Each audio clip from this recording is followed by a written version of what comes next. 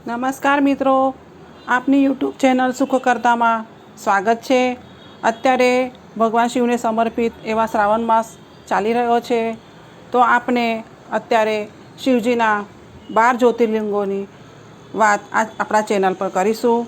જો આપને પસંદ આવે તો આપ કમેન્ટમાં અમને જણાવો, તો અમે આગળ બીજા જ્યોતિર્લિંગો વિશે પણ આપ સાથે વાત કરીશું।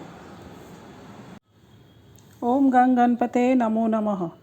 તો ચાલો મિત્રો, હવે આપણે શિવજીના ચોથા જ્યોતિર્લિંગ એટલે કે શ્રી ઓમકારેશ્વર કે મમલેશ્વર વિશે વાત કરીએ। એક સમયે ભગવાન નારદ મુનિ ગોકર્ણ નામના શિવની પાસે જઈ તેમની સેવા કરી વિંધ્યાચળ પર્વત ઉપર ગયા। વિંધ્યાચળે નારદનું પૂજન કરી કહ્યું, મારે ત્યાં બધું ઐશ્વર્ય છે, કોઈ બાબતની કમી નથી, એથી હું ખૂબ સુખી છું।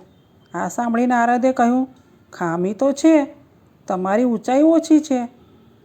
મેરુ પર્વત તમારા કરતાં ઘણો ઊંચો છે અને દેવોમાં તેનો ભાગ ગણાય છે, આટલી કચાશ તમારા ઐશ્વર્યમાં છે।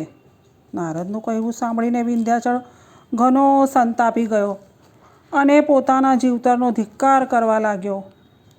પછી પોતાની એ ઈચ્છા પાર પાડવા માટે તેને તપ કરવાનો નિશ્ચય કર્યો અને શિવજીના શરણે ગયો। પછી વિંધ્યાચળે પાર્થિવ શિવલિંગ બનાવી શંકરની આરાધના સાથે 6 મહિના સુધી તપ કર્યું। તેના તપથી પાર્વતીપતિ શંકર પ્રસન્ન થયા અને પોતાના સ્વરૂપનું દર્શન દીધું।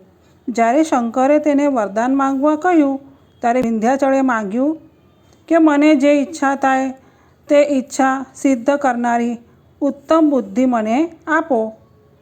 તેની આ માંગણી સાંભળી શંકર સમજી ગયા કે આ મૂળ બુદ્ધિ વિંધ્યાચળ બીજાને દુઃખ દેવા માટે એવું ઈચ્છી રહ્યો છે, એટલે હું એવું વરદાન આપું કે કોઈને તેનાથી દુઃખ ન થાય। એમ વિચારી શંકરે તેને કહ્યું, હે વિંધ્ય, તું જેમ ઈચ્છે છે તેમ ભલે કર। એ સમયે દેવો તથા ઋષિઓએ ત્યાં આવી શંકરની પૂજા કરી।